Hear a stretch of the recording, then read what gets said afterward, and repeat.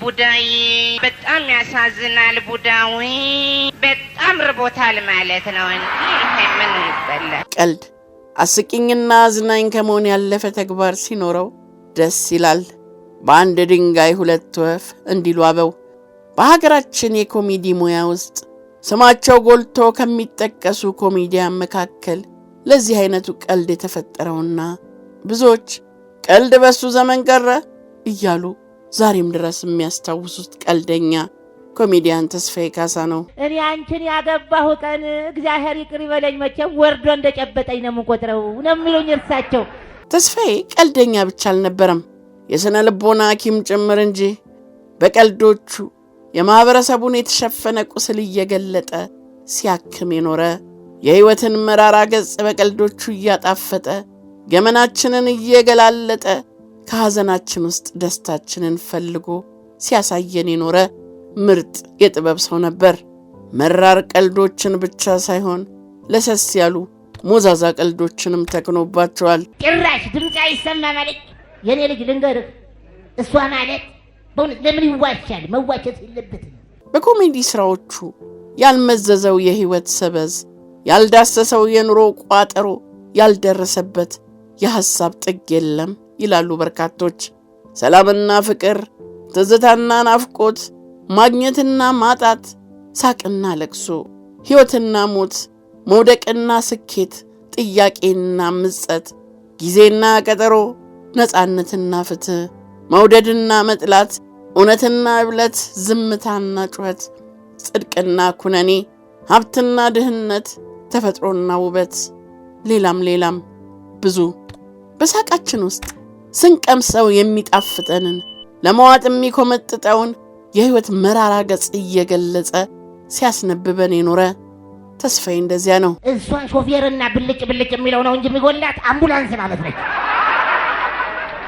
ሳቅ ቀርቶ ብልጭታ ፈገግታ በማይታይበት ፊቱ ሺዎችን በሳቅ ፍርስ የሚያደርጉ ቀልዶችን እየቀለደ ህይወትን ቀለል አድርጓት የኖረ ድንቅ ኮሜዲያን የሳቁ ሊቅ ኮሜዲያን ተስፋዬ ካሳ መጨነቅ መጠብሳሻው እዚያው በዚያው ቀልዶችን መፍጠር የሚችል በራሱ መተማመኑ በልኩ የተሰራ በሰው ላይ የማይደርስ በራሱ መቀለድ የሚቀናው ትውት ሰው ነበር። አይ ተስፋዬ ባለቤቴ በቴሌቪዥን ስታይ ፍርስ ነው ልጆቼ በቴሌቪዥን ላይ ፍርስ ነው።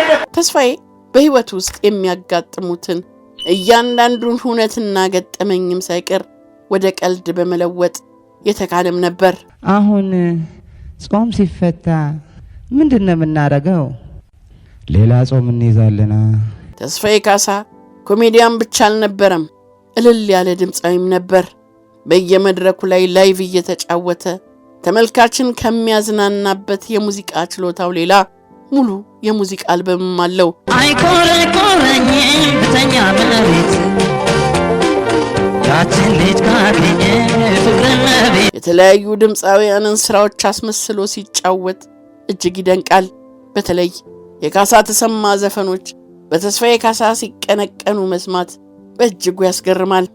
በሞት በተለየበት ሰሞን በኢቲቪ ተላለፍ በነበረው ሳምንታዊ የ120 መዝናኛ ፕሮግራም ላይ በቀረበ የማስታወሻ ፕሮግራም አንድ የሙያ አጋሩ እንዲህ ብሎ ነበር። ተስፋዬ በሞት አፋፍ ላይ እያለ እንኳ ለዛ የተላበሱ ጨዋታዎቹ አልተለዩትም። ከሞት ጋር ግብ በገጠመባት በዛች የመጨረሻ ሰዓቱ ላይ እንኳን በራሱ ይቀልድ ነበር። ከእንግዲህ ምን ቀረኝ? እኔ ወደማይቀረው ቤቴ እየሄድኩ ነው። እኔን ወደ ዮሴፍ ልጆቼን ለዩኒሴፍ እያለ ይቀልድ ነበር። የነበረበትን ያንን አስፈሪና ከባድ ጊዜ እንዲህ በራሱ እየቀለደ ነበር ያለፈው ሲል ተናግሯል። ቤቱ ማለት 13 ጸጋ የፀሐይ ጸጋ የተባለው የኛ ቤት ማለት ነው። ክረምትም ፀሐይ አለ በጋም ፀሐይ አለ። ተስፋዬ እንዲያ ነበር መራሬ ኑሮንና የኑሯችንን ጣዕም በቀልድ እየበረዘ አሳስቆ የጣፈንታችንን ጽዋ እንጎነጨው ዘንድ ያግዘን ነበር። በሞት ከተለየን ረጅም ዓመታት ቢቆጠሩም ሳይሳሳ በቸርነት ያቀበለን ወዛም ሳቆቹ ግን አሁንም አብረውናሉ። እኔ አንቺን ያገባሁ ቀን እግዚአብሔር ይቅር ይበለኝ መቼም ወርዶ እንደጨበጠኝ ነው የምቆጥረው ነው የሚሉኝ እርሳቸው።